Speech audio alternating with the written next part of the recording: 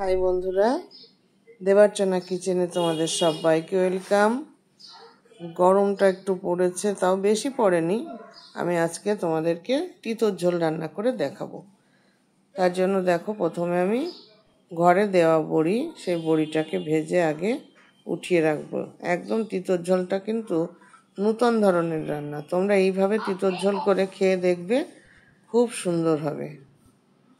বড়িটাকে ভেজে তুলে নেব।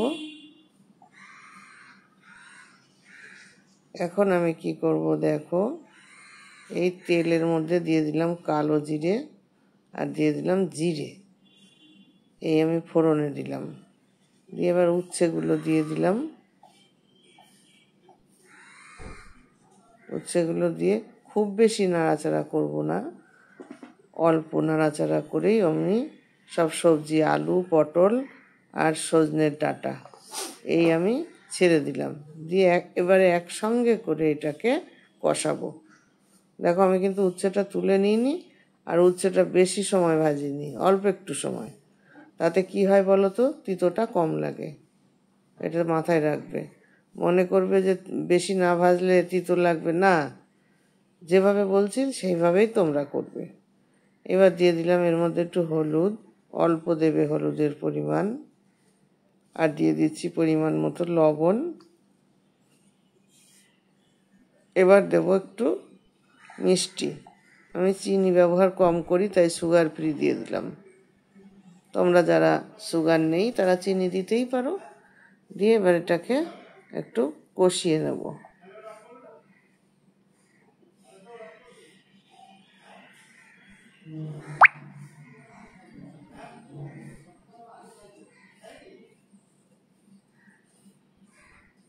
কষানো আমার প্রায় হয়ে এসছে।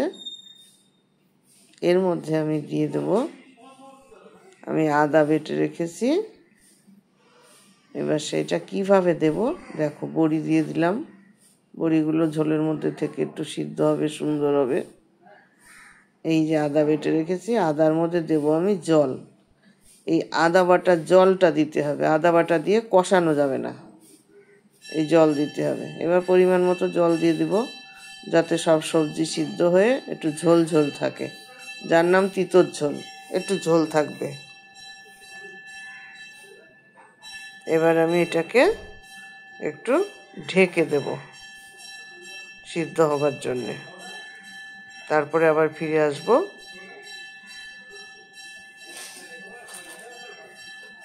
যতক্ষণ না ঠিক মতো সিদ্ধ হচ্ছে ততক্ষণ আমার এই ঢাকা দিয়ে দিয়ে সিদ্ধ করতে হবে।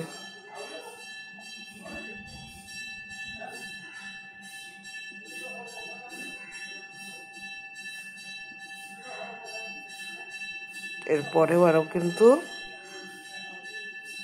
দেখার মতন রয়েছে, সেটার দিকে লক্ষ্য রাখো। এখনো ভালো করে ফোটেনি।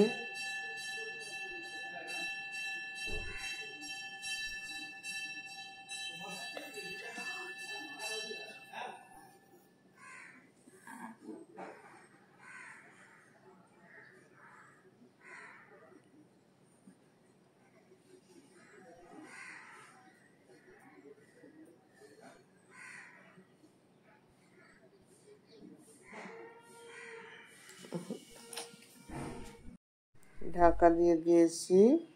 এবার খুলে দেখো, ফুটে উঠেছে। খুলে একটু দেখলাম, এবার আবার খুলে দেখব কতটা সিদ্ধ হয়েছে না হয়েছে। আলুগুলোর সিদ্ধ হয়ে এসছে। কালারটা দেখো, কত সুন্দর কালার এসছে, দেখতে পাচ্ছ? যেমন কালার হয়েছে, টেস্টও ঠিক তেমনি হবে। তোমরা করে খেয়ে দেখো এইভাবে। এরকম করে নিশ্চয়ই তোমরা এর আগে তিতর ঝোল দেখোনি। এবার তিতর ঝোলটা আমি ঢেলে নিলাম, সিদ্ধ হয়ে গেছে।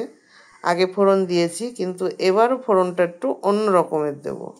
এখন এই কড়াইয়ের মধ্যে আমি দিয়ে দেব একটু, দেখো কি দিচ্ছি, বাটার। ঘি থাকলে তোমরা ঘি দেবে, আমার ছিল না ঘি, তাই জন্য ঘিয়ের পরিবর্তে আমি বাটার দিলাম। এই বাটারের মধ্যে এখন আমি কি ফোড়ন দেব, সেইটা দেখো। আগে তো গোটা ফোড়ন দিয়েছি, এর মধ্যে দিচ্ছি আমি সর্ষে আর রাঁধুনি গুঁড়ো করে নেওয়া, বাটা না কিন্তু, খেয়াল করবে। সর্ষে রাঁধুনি আমি মিক্সিতে দিয়ে গুঁড়ো করে নিয়েছি, সেই গুঁড়োটা আমি ওই ঘিয়ের পরে দিয়ে এবার সোমবার দিয়ে ঢেলে দিলাম। এতে দারুণ সেন্ট আসছে, কি যে সুন্দর সেন্ট আসছে তোমাদের কি বলবো।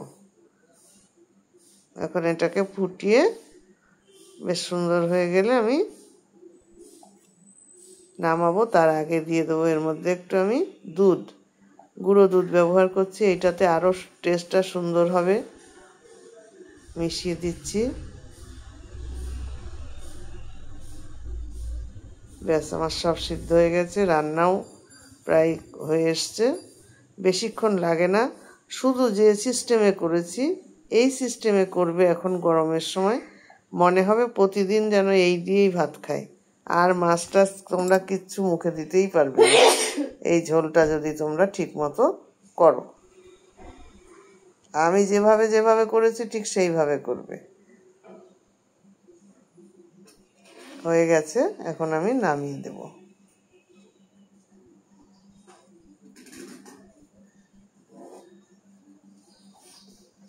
নামানো হয়ে গেল আমার, এবার তোমাদেরকে দেখাবো। এই দেখো কত সুন্দর লাগছে দেখতে, দেখতেই পাচ্ছ। তাহলে বন্ধুরা